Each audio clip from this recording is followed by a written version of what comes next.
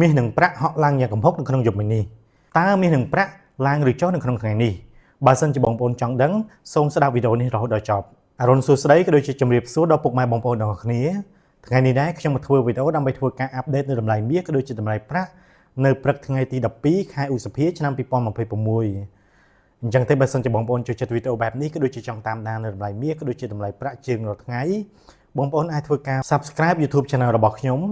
ពីព្រោះថាខ្ញុំនឹងមកធ្វើវីដេអូដើម្បីធ្វើការអាប់ដេតនៅតម្លៃមាសក៏ដូចជាតម្លៃប្រាក់ជារៀងរាល់ថ្ងៃតែម្ដងបាទនៅក្នុងយប់មិញនេះផងដែរតម្លៃមាសបានធ្វើការហក់ឡើងយ៉ាងគំហុកហើយនៅក្នុងព្រឹកនេះនៅតែបន្តធ្វើការហក់ឡើងបន្តទៀតហើយតម្លៃចុងក្រោយដែលខ្ញុំបានចូលទៅមើលនេះគឺ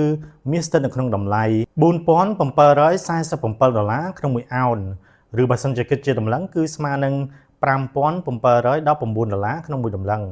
ឬស្មើនឹង$571ដុល្លារក្នុងមួយជីផងដែរបាទចំណែកឯប្រាក់វិញប្រាក់ក៏បានធ្វើការហក់ឡើងយ៉ាងខ្លាំងផងដែរ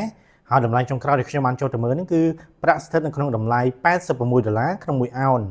ឬបើសិនជាគិតជាតម្លឹងគឺស្មើនឹង$103ដុល្លារក្នុងមួយតម្លឹងឬស្មើនឹង$10.3ដុល្លារក្នុងមួយជីហើយបើសិនជាគិតជាគីឡូក្រាមគឺស្មើនឹង$2763ដុល្លារក្នុង1គីឡូក្រាមផងដែរបាទសម្រាប់ការយល់ឃើញរបស់បងប្អូនតើបងប្អូនគិតថា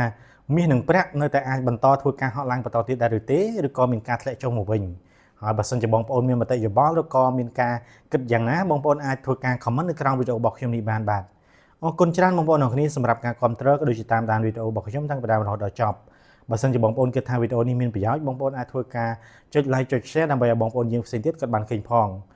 អរគុណច្រើនបងប្អូនអរគ្នាជម្រាបលាបាទ